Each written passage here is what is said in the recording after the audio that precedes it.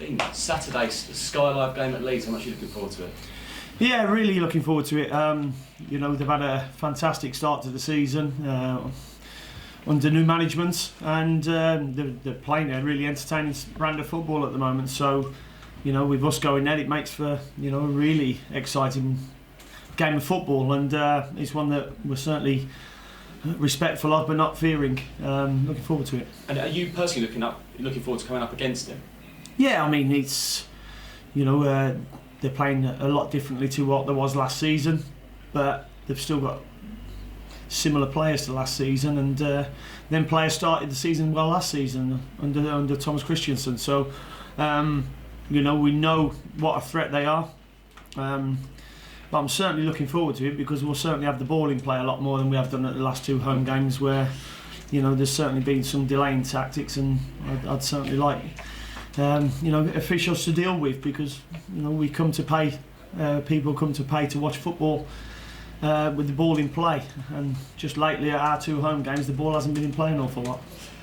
It's a crazy league, isn't it? But as it stands, do you see them as the favourites to go up? Well, I think they're the markers at the moment. They're top of the league.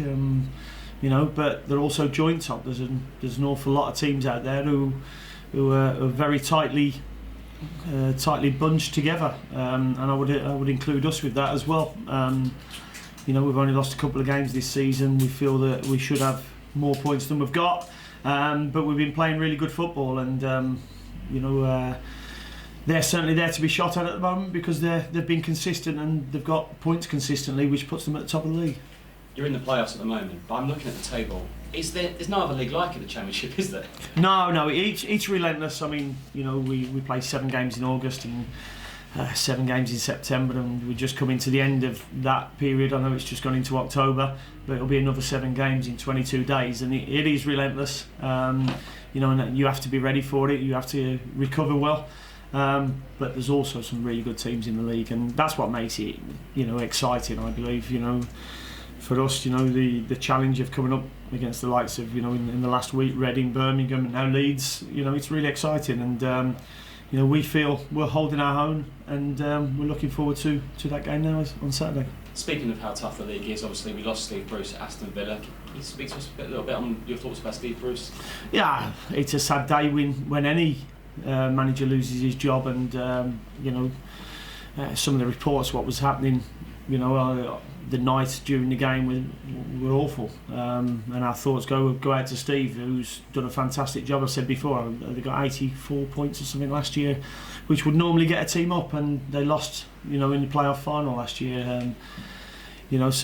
But I think he talked about modern society and how it is now, and with social media, people want immediate results, and there's an immediate reaction now. Also, it's not just Steve who leaves, also his staff, who I know really well: Steve Agnew, Colin Calderwood, Stephen Clemens. It's sad for them when anybody loses their job. Speaking of social media, I've been reading quite a few Villa fans want you, and you're bookies' favourite. Can you get your thoughts on that? I mean, there's going to be speculation, about many people who they put 2 and 2 together and sometimes come up with 5. My job is Brentford Football Club, and that's all I'm interested in. There's always going to be speculation. My dad was a steward there. I was brought up an Aston Villa fan, and I'm not sure they're going to give Prince William the job, are they? I know you love it here, but would that be a role you find very hard to turn down if it was offered? I can't answer it, because I haven't been offered it, and I don't think it'd be right to, because at the moment Brentford Football Club is what I love doing. I enjoy coming in here every day. It's a great football club with great people, so that would be a decision if it came to it, but at the moment it hasn't, and it's only speculation. And there was speculation linking me with a lot of clubs in the summer as well, and I'm here still enjoying my job and very happy doing it as well. Is it nice to see, I know it's speculation, but is it nice to see your name at the top of every betting site at the moment, Dean Smith? Does it say that you've done a good job and you should be proud of what you've done? Not really, because it's the team who do it. It's not just me. There's a whole lot of things that have to come together for results to happen, for performances to happen. And at this football club, it's not just me. I've got Richard O'Kelly, Thomas Frank with me, and a number of other coaches and staff, and also the players. So there's a lot of things that come with it. I'd much rather be seeing Brentford at the top of the league than my name linked with other jobs. Finally, as a manager, do managers sometimes make decisions on joining other clubs when family issues come into it? You know, family in a certain area where you've been offered a job. Does that come into it sometimes for managers?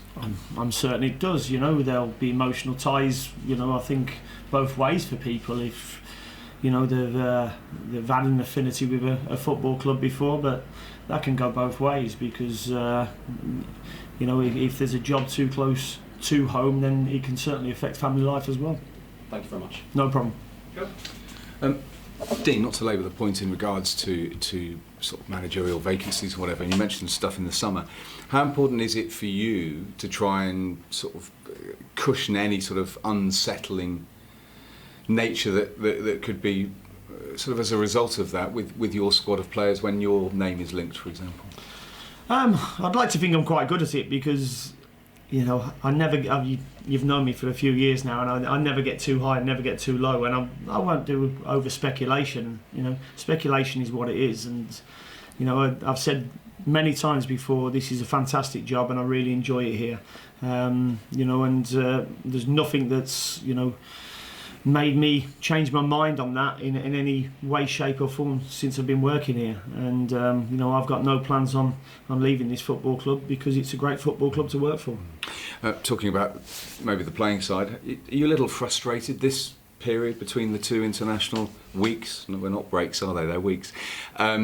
Maybe hasn't yielded the points you would have liked?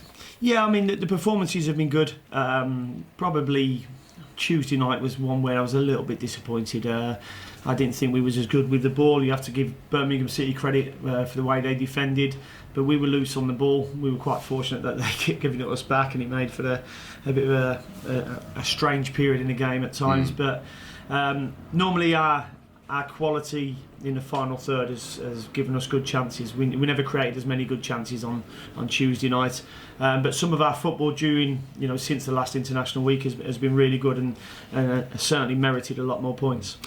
How's Daniel Bentley been in training in the last couple of days? Has he upped his game again? Has he given you some thoughts for the weekend? He certainly has. I mean, but it's what I expected from Dan. I had the chat with him last week.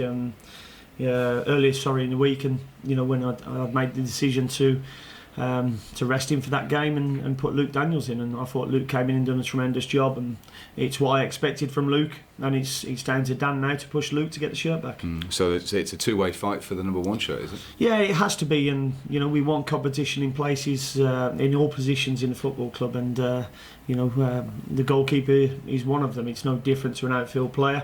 And as I said, after the game, Dan had made a few mistakes and he knew that, and Luke had been pushing him, so we end up with Luke going in on Tuesday.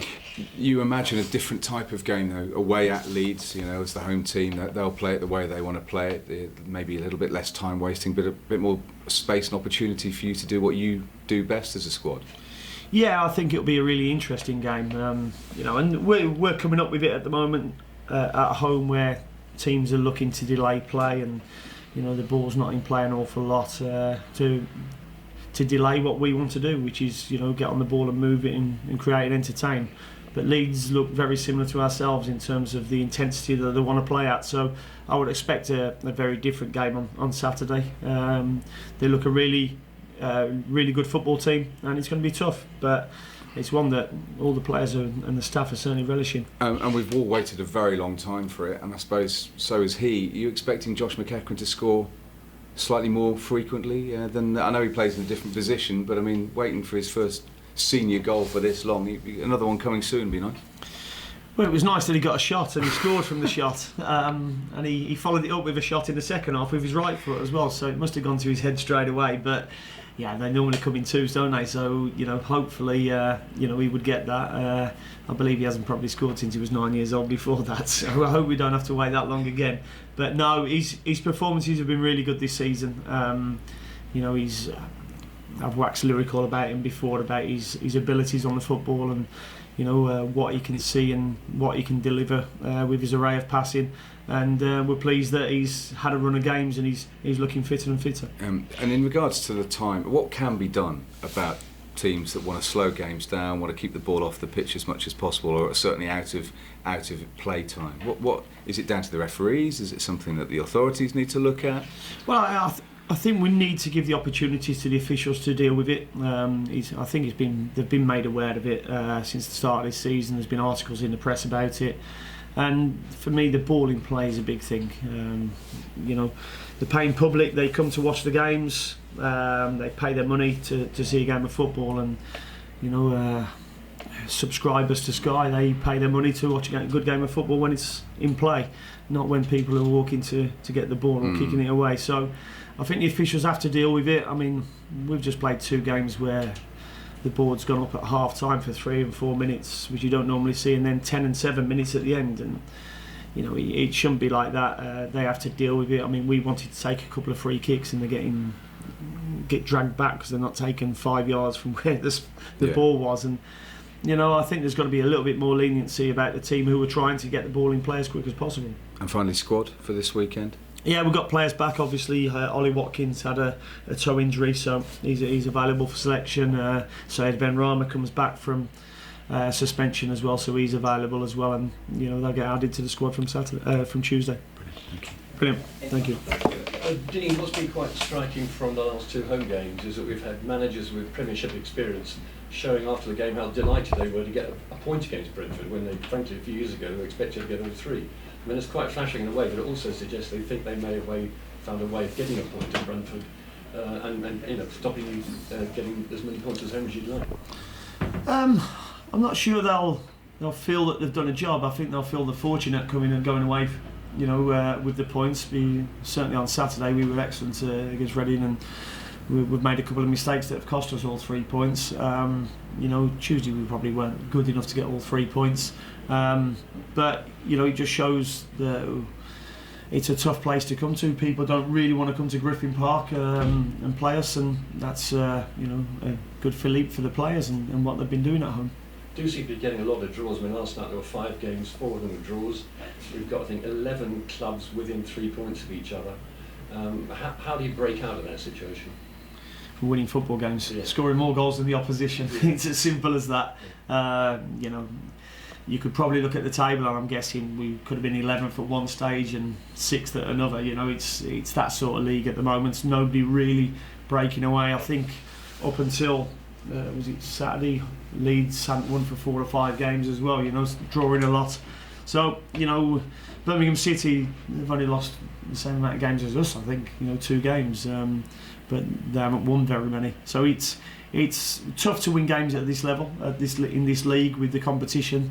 But we feel that we're playing a good enough style of football and good enough performances to have probably got more points than we've got at the moment. Okay, on the Villa point, supporters will be delighted to hear what you've said so far. Just a kind of one issue, you said your father was a steward at Villa. That must have meant that you went to the club at a pretty early age, did you? Certainly did, yeah. My old man was a steward there for 20 odd years, so me and my brother got dragged there. Excuse me, my brother's still going, although he does support me when we play against them. So how old were you when you first went to the Villa pub? Oh, probably about 4 years old when I first went there, yeah. Okay. Thanks a lot. No worries.